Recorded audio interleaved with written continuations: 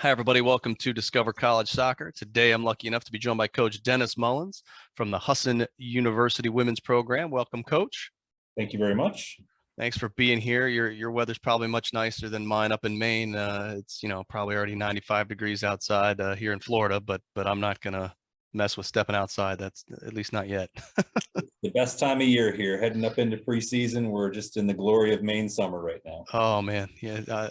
It's the one thing I miss about the North is beautiful summers rather than baking here on a hot, humid day.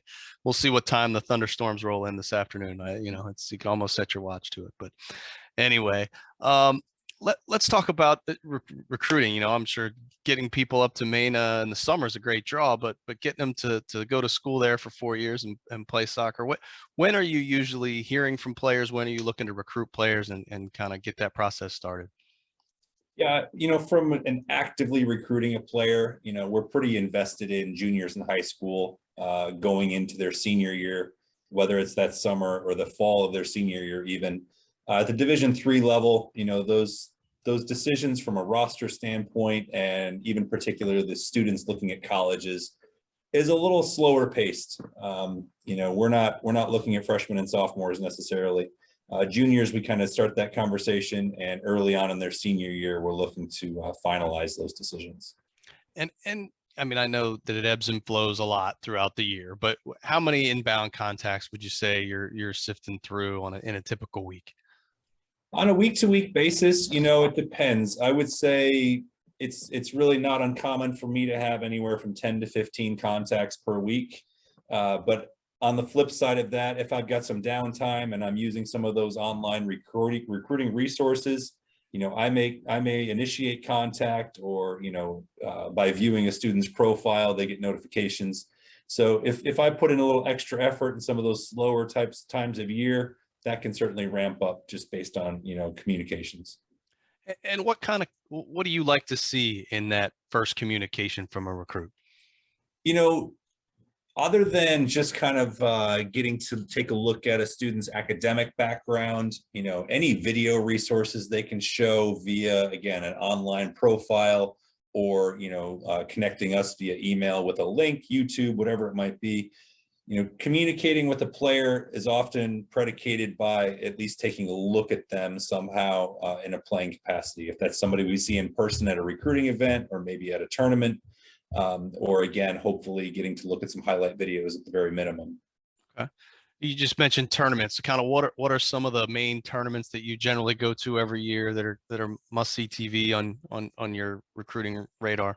Yeah, so traditionally right after our season ends, early to mid-November, when the juices are still flowing and you're ticked off because you lost your last game in all reality, right? You want to get out there and get after it again. So very often there's some Thanksgiving tournaments, those early club level tournaments that take place. There's a really good one here in Massachusetts, not too far up the road, that I'll often get to. And then once we start getting past the holidays into January, I always go to the National Coaches Convention and kind of get my juices flowing again after the break, and kind of get some education and some training going. And shortly after that, I could be anywhere from Phoenix to Las Vegas to Denver, Colorado, down in Florida, in your neighborhood for a couple of tournaments. I've been to the Disney Showcase. I get to some events in Tampa. So, I really am trying to kind of expand my recruiting basis all over the country, and trying to promote our school to more kids who might be interested in some of our programs. Well, that's great. What about camps? How do they fit in? Do you run your own camps? Are you guys active at other people's camps? And how important are they in your recruiting process? So a little bit of both. I do participate in some of the other, promoted camps, or, corporate camps. I'll go in as an instructing coach, or a evaluating coach. And I tend to do those, again, closer to home. So the bulk of those are usually in the Massachusetts area that I participate in, within a short day's drive. As far as on-campus ID events, my first season, we did a couple. We did one kind of at the tail end of our season as we were winding down. But the girls will tell you that participated. It is kind of a tough time of year to showcase your highlights, because we had some tough conditions. Weather wasn't cooperative. We also did an indoor event that winter. again, which is nice to see girls play in person, but it's not the same as full field. So this year we're probably looking at doing a combination of a walk-on tryout with an opportunity for some local girls to come to an ID event. You know, when we put on an event, we're generally bringing in players that from the state, maybe the New England region.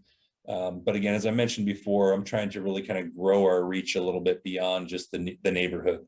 So it's tough to get girls from far away, you know, to come to an ID event here, but we do our best. Okay.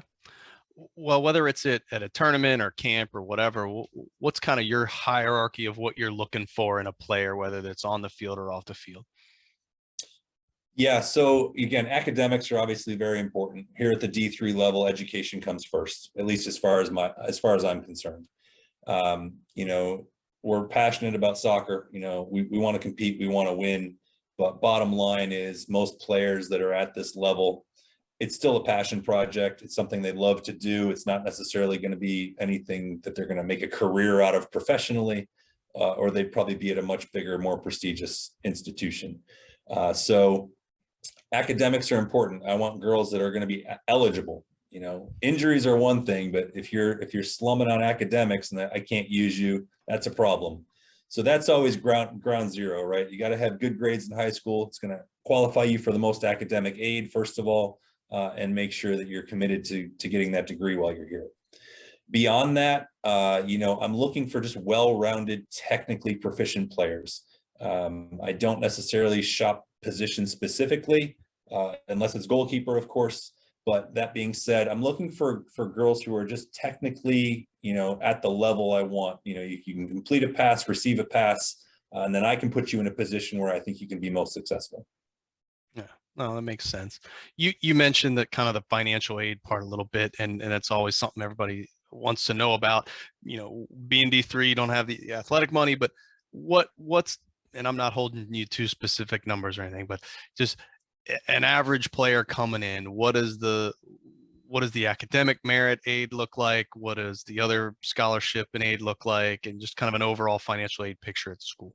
Yeah, well, I'll start with one of our biggest promotional topics here at Husson. You know, we've been ranked the most, what do I want to say? We're the least expensive private university in all of New England from a base standpoint. So tuition and room and board with no financial support whatsoever, you're looking at around 34, 35,000. And after, you know, again, if I'm going to reference a student that's been successful in high school, let's say a 3.6 or above GPA, you know, decent ACT or SAT scores, they're going to qualify for our highest level of merit-based scholarship. And we can usually get a good student in the door all in for around $22,000 a year. Okay. I like to throw those numbers around because our neighboring schools, Colby, Bates, Bowdoin, you know, they're hovering around that 65, 70K a year. Oof. And when I can offer programs that are comparable, if not better, based on what kids want to study, to graduate with little to no debt in comparison to some of those other big numbers is a huge advantage for us. No, absolutely. Absolutely. Well, let's talk a little bit more about the school then in general. You know, especially us folks down here in Florida probably haven't heard of Husson. So, you know, I can go to the website and learn a bunch of things, but kind of give me the behind the scenes. What are some awesome things about the school that I might not learn about just by visiting the website?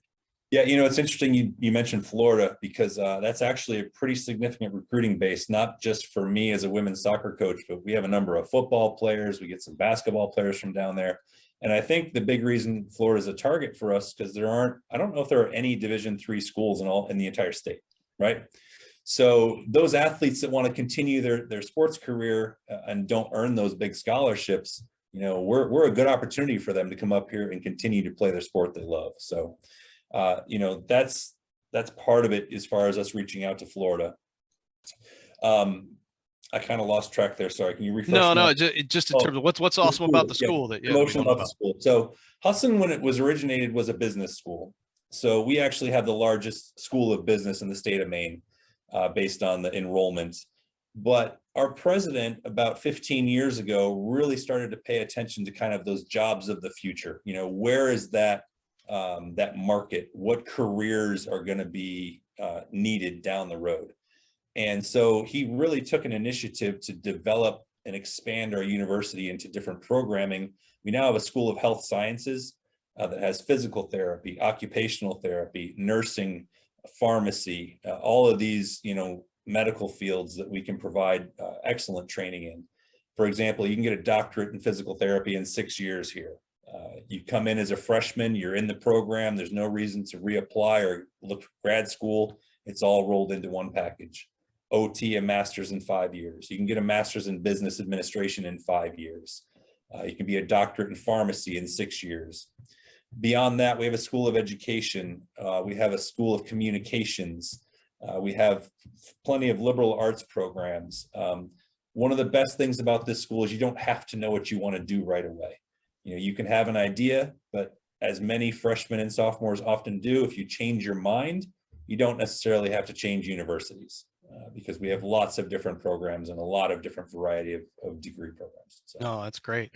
Well, I mean, you mentioned some amazing programs there. So specifically at your school, how do student athletes balance that commitment between sports and athletics, and what kind of support mechanisms are there in place to help them on that journey? Sure. There's no ifs, ands, or buts about it. Time management in season is a massive responsibility. And it's something that the girls have to come in and be prepared for. Having upperclassmen to kind of mentor off of and get some ideas about how to structure your day in season is really key. Where we're located, we end up traveling quite a bit for our matches. We have 2 to 3 overnight trips or weekend long trips within our season. And it's really strongly encouraged that the girls, bring their studies with them because we will be off campus for a number of days. Our professors, they're well aware of the number of student athletes we have here. So they're always very forgiving and understanding of the scheduling. And I think as long as the girls are, proficient in their time management and their communication skills with their professors, they often do very well. Now, there's a couple tricks of the trade, in this in-season fall semester for us. Maybe you dial down your credit enrollment. Maybe you just take 15, maybe even just 12 or 14 credits that semester. And then you kind of add up a little bit in that spring semester and play a little catch up, maybe take an extra class or two. So there's some simple, processes to kind of keep it manageable, but really it's important to just stay on a schedule, know what's expected of you and just stay on top of it. As far as resources go, we have an athletics academic center. Now, I don't mandate my girls go there unless they slip below a certain threshold from a GPA standpoint. I've been very lucky in my 3 years here. I've not had to make a single referral to the academic center. Our girls have the second highest GPA as a team in all of athletics, only behind the tennis team, which only has 6 players. I don't think it's really a fair comparison. So we're doing really well in the classroom, which I'm happy about. That's awesome. Well, in terms of just balancing all that, can you walk me through and again, I know there's no such thing as a typical week, but give me a rough idea of, when are classes, when is practice, what days are games, when are we leaving, that kind of thing. What does a week look like for a player in season? Yeah, so to start off with, NCAA at Division III, we're mandated to give one day off of rest. So no training, no game, no team mandatory meetings, what have you. Now, on occasion, that could be a travel day. If we're going away for a long weekend, we might leave on Friday and not train. So that would count. But generally speaking, if we're not training, we're in a match. So once our season kicks off, we often play 2 to 3 matches a week. Again, because of our geography, it's not uncommon at all for us to play a back-to-back on Saturday and Sunday, whether it's because we traveled or our opponents had to travel to us. And then I often will try and schedule, if possible, someone in state or maybe within a few hours drive for a midweek match. So we'll typically train, let's say, if we play on Saturday and Sunday, Monday is a logical day off.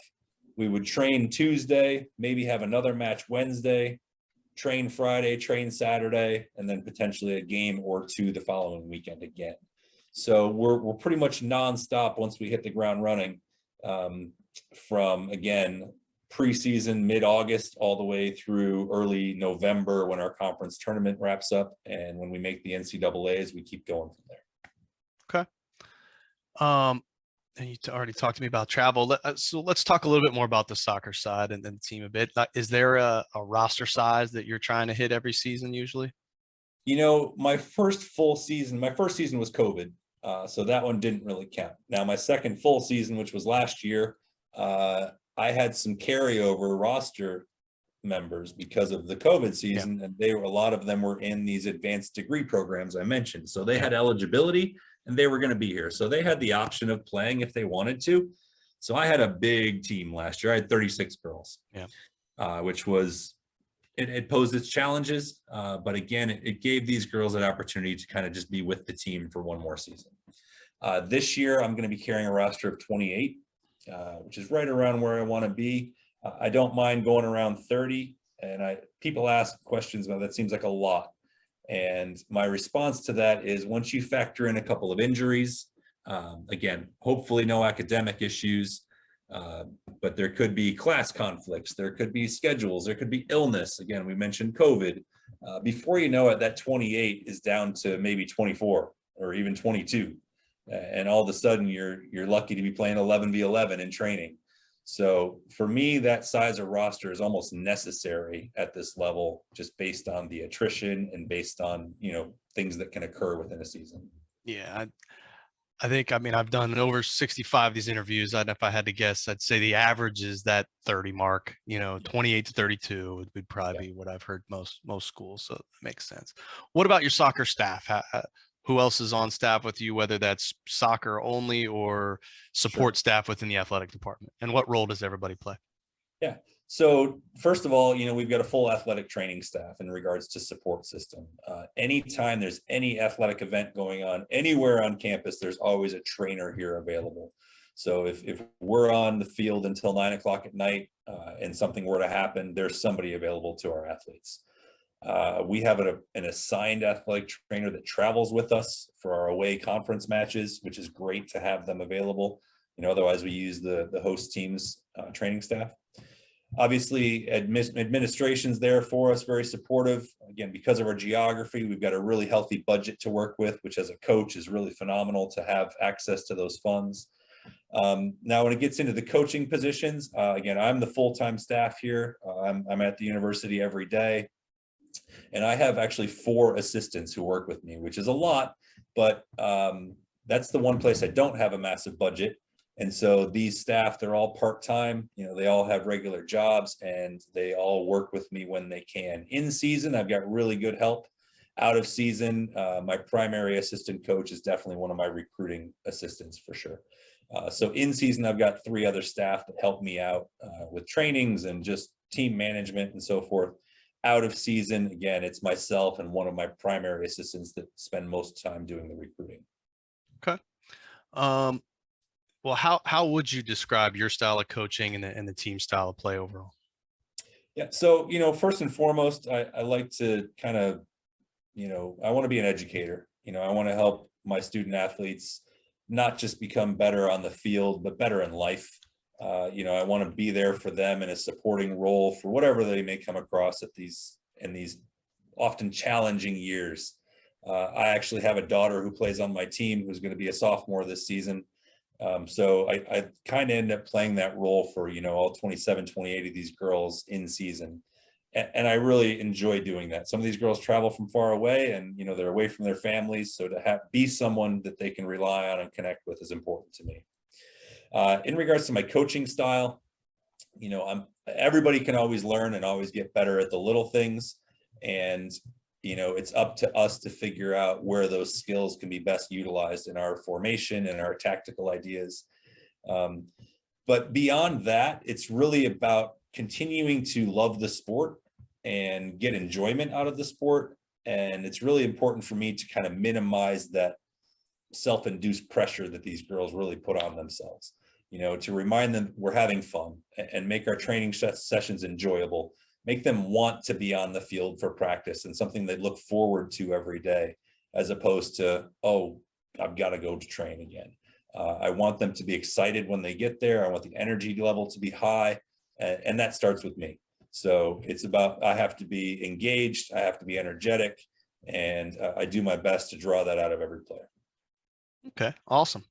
Well, we've kind of covered a lot of ground here. I appreciate the time, but I always like to end these with one last question, which is, what didn't we cover? What else would you like anybody to know, whether it's about the school, the team, the soccer side, or just recruiting in general, anything you want any potential prospect to know, this is your time. Sure. I had some kind of an interesting, I won't call it a dilemma, but more of something that kind of materialized throughout the season last year. Prior to being the women's head coach, I was an assistant on the men's team here for 4 seasons. And I was kind of in my role as an assistant, I was really working a lot with the defenders. And I've always kind of had that mentality of, if you don't give up a goal, you won't lose the game. So I've kind of taken that approach into the women's side, and I started the season last year thinking, okay, we're going to defend, we're going to possess, we're going to look to build in the attack. About 5 games into the season, we were ranked number 1 in the nation in scoring offense. We were scoring crazy goals. We were giving some up for sure, but we were scoring a lot of goals. We ended up finishing the season as the national leader, Division III, in all of NCAA Division III, as the highest goals per game average in the country.